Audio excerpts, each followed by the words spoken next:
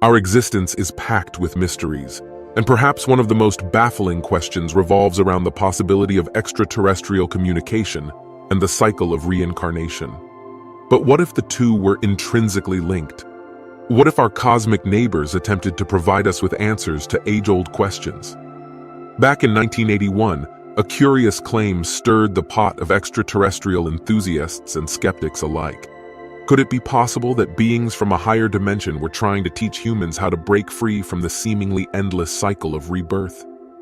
For many, this story remained just another urban legend until a deep dive into the life of Carla Rucker from Kentucky surfaced. Carla Rucker's experiences are nothing if not intriguing, drawing the attention of both skeptics and believers alike.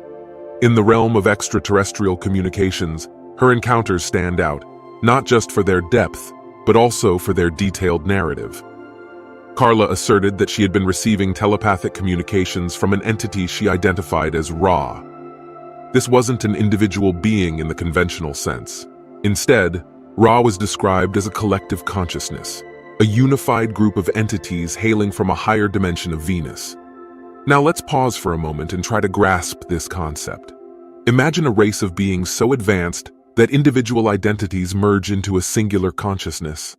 This form of existence is beyond what most of us can fathom, suggesting a level of evolution and unity that challenges our understanding of life and intelligence.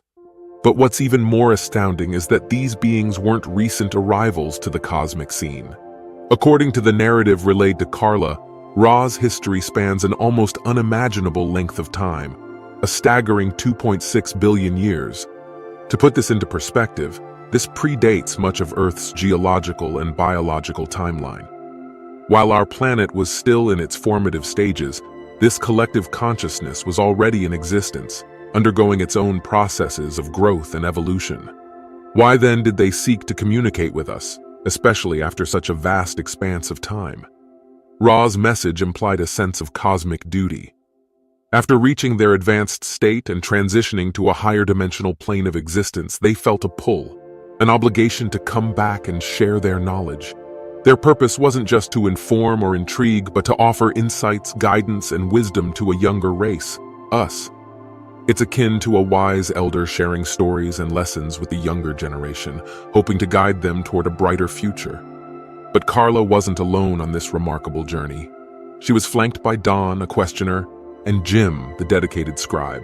Their deep, profound, and at times puzzling conversations culminated into a compelling series titled The Law of One. Contrary to the assumptions of many, Carla wasn't under possession during these interactions.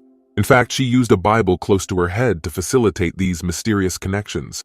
For the skeptics, the trio even recorded their interactions, preserving the audible evidence from 1981 for all to hear. Now you may wonder, what was so crucial that these entities felt compelled to share? The central tenet of Ra's message, crystallized in the Law of One, is the idea of unity. Everything around and within us is a manifestation of one primal entity. This force knows no polarity, no contradictions, and no chaos. It's the epitome of love, light, and the eternal creator. One of the highlights of their teachings revolves around selfless love and altruistic service. It's not just an abstract philosophical concept, it's presented as the very fabric of existence, the cornerstone upon which the universe functions. For Ra, love wasn't merely an emotion, it was an energy, a driving force behind creation and evolution. To better understand our place in the vast cosmos, Ra introduced the idea of the universe as structured in 7 distinct densities, or vibrational frequencies. Picture these densities as steps on a cosmic ladder, each rung representing a different frequency of existence. These aren't just layers or zones, they're entire realms of being, each with its own unique properties and challenges. Every form of existence, from the simplest elemental particle to the most complex human, has a corresponding density where it resonates most naturally. Plants, animals, and humans don't just exist for the sake of existence. They're manifestations of specific vibrational levels. Each life, each existence is but a chapter in a soul's long journey through these densities. Reincarnation, as detailed in The Law of One, isn't just about souls returning to Earth in a cyclical pattern. It's far more expansive. It's about progressing through these vibrational stages, learning, evolving, and adapting to each one. Think of it like attending different grades in school. Just as we advance from one grade to the next, gathering knowledge and maturity along the way, souls transition between densities, gaining spiritual wisdom and understanding.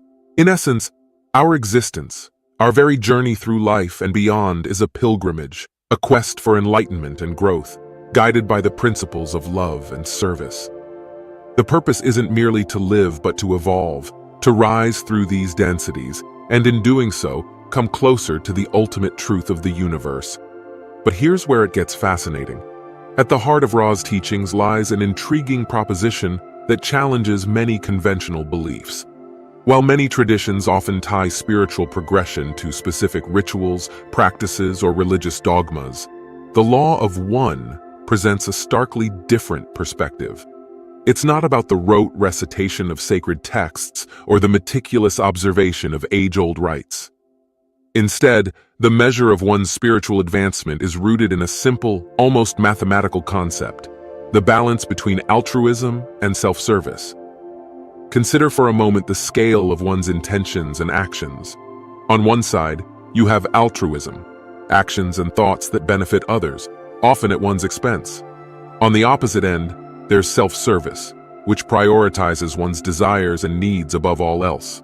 According to Ra, where one stands on this scale determines their spiritual trajectory.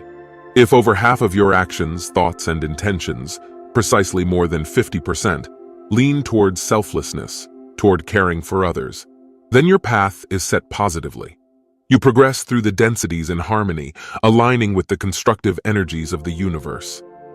This isn't about grand gestures or monumental sacrifices. It's about everyday choices, the little acts of kindness, understanding, and compassion that collectively tip the balance. However, there's an alternative path, one shrouded in shadow and self-centeredness. If one's actions are overwhelmingly self-serving, eclipsing a staggering 95%, then they too progress, but on a path of negativity. This isn't a journey in the absence of growth. It's a different kind of evolution, one that thrives on self-interest and dominance. In essence, the law of one strips down spiritual progression to its bare essence, removing layers of tradition and ritual and placing the onus squarely on individual choices. It underscores a universal truth. The kind of life we lead and the spiritual journey we undertake is ultimately defined by the balance of our intentions and actions. Whether we tread the path of light or delve into the shadows, the choice is starkly, profoundly ours. Now, does this concept find echoes elsewhere? Absolutely. Esteemed figures like Dolores Cannon, Dr. Michael Newton, and Dr. Brian Weiss have all delved into the mysteries of reincarnation, each offering a unique perspective. Even age-old religions like Buddhism and Hinduism share similar concepts. They both propose mechanisms to break the cycle of rebirth and merge with the eternal. While it's easy to get lost in the method of how the law of one was relayed, the essence lies in its message. It emphasizes love, unity, and a collective consciousness, a philosophy that even a skeptic can appreciate. The universe continues to be an enigma, with stories like these further blurring the line between science, spirituality, and the unknown. So the next time you gaze at the stars, ponder this. Is reality truly more than what meets the eye?